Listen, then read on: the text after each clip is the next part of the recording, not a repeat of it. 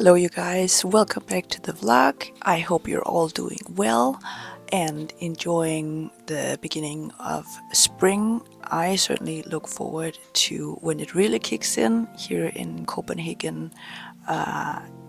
It's still a little bit cold, but it's certainly getting warmer. Right now the sun is out and that makes me very happy. Lately I've been finding my way back into tattooing. It's been calling me again, so I have been practicing. I've been working on some flashes, new flashes, and also making some of my older ink paintings as flashes as well. I've been experimenting and studying the analog brushstroke and ink spatter, trying to emulate this analog feel into tattooing. One way, which is a really good practice, is emulating the brushstroke with a colored pencil, which is closer to a tattoo needle. So it's a great way to train to convert brushstrokes and splatter into tattooing. In the past vlog, I did these 3 stripes with ink and brush as well, with the letters BJJ, which stands for Brazilian Jiu-Jitsu. This tattoo I also got to do, and it turned out really well. I have a photo here. It was a couple of weeks ago, so it already healed up. It healed up really well. But yeah, I am in the process of exploring and seeing how I can refine my tattoo style. It's been a while since I practiced on fake skin, and I now remember how much of a hassle it actually was. The stencil disappeared with almost the first wipes, but the ink, it stuck just too well, making cleanup take forever. I had a couple ideas I wanted to test out, but this just wasn't working, so in the end I gave up on this stencil completely. Next time I practice on fake skin, I'm skipping the stencil altogether, just freehanding these brushstrokes and stains instead. Great news is that I gotten a little tattoo spot. It is in Nørrebro. It's a tiny little studio, but it's cozy and the location couldn't be better for me.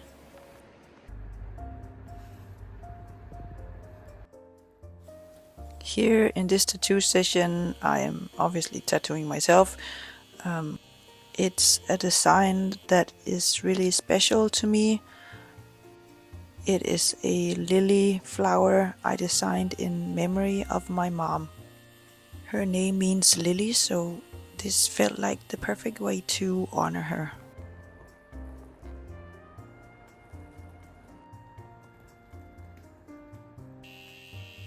There's something a bit strange and interesting about tattooing yourself. You would think it would hurt more, but somehow it doesn't. At least not in the same way as when someone else does it. Well, that's just my opinion at least. I was thinking it was about control. You know exactly when the needle is going in, how deep, fast and whatnot. So there's no surprise, you just brace for it, and somehow that takes some of the pain away. There is also this thing about the focus. So when you're tattooing yourself, you're so locked into the process that the pain almost becomes this background noise. You register it, but it doesn't take over. Of course you can still feel it, but it's like your brain processes the pain differently when you're in control. I think this tattoo took around 4 hours. I am in general quite slow when tattooing. I just like to take my time and I don't like to rush anything. But I am so happy that it turned out so beautiful, and I hope that my mom would have liked it as well.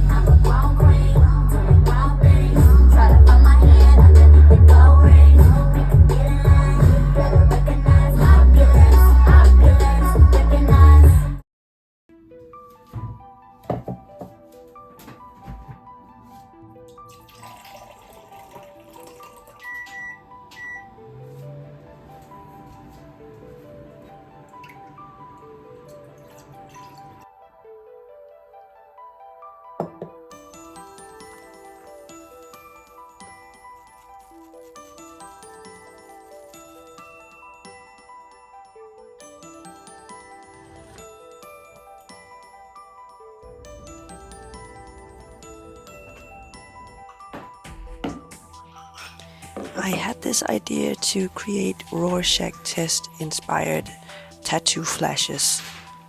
So I set up my ink and rice paper to start experimenting. Rorschach tests were originally developed as a psychological tool, ink block images used to analyze how people perceive abstract shapes. The idea was that what you see in the image reflects something about your own subconscious mind.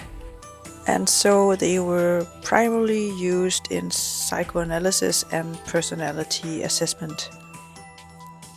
I just love the idea of abstract art that has a deeper purpose. Not just decoration, but something that draws you inward. It encourages you to reflect on what you see and why you see it that way. And it reminds me that in a way every artwork is like a Rorschach test. It often reveals more about the viewer than the piece itself. In terms of the materials, I love the way the ink bleeds into the rice paper.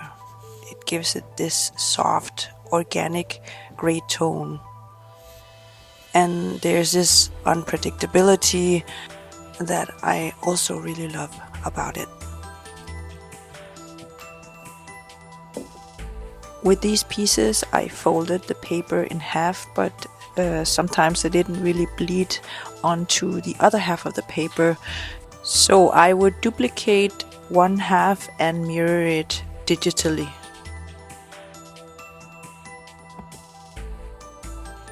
I also created some all digital, which also worked pretty well.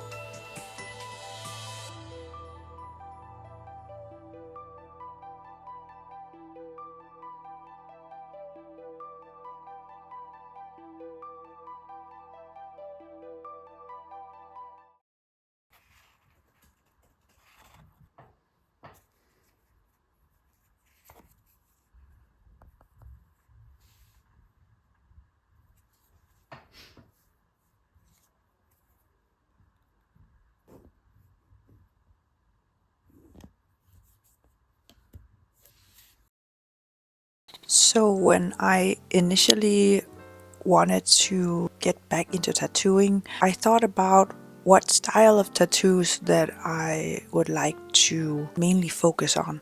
I think the obvious is this ink painting style, like traditional Asian ink motifs. Also these Rorschach test forms. I would just like to have my tattoos to have this hand-painted dynamic feel.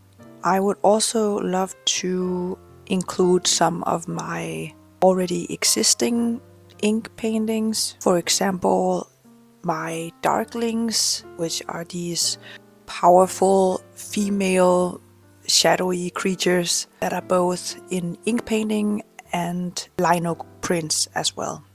To keep organized, I also created a new Instagram account just for my tattoo works.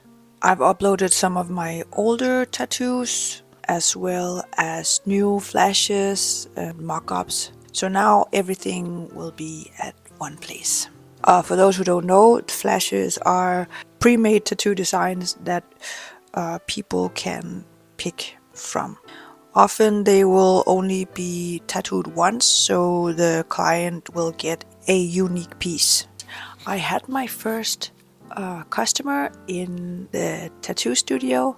I did a fun little piece, a doodle style butterfly that was inspired by the anime Arcane. That was such a fun way to start out.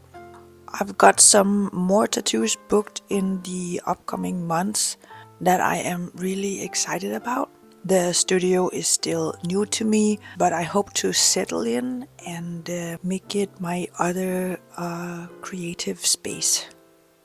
I think that's it for my vlog this time. Probably and hopefully a lot more tattoo related stuff will happen, and I can't wait to share more of that with you.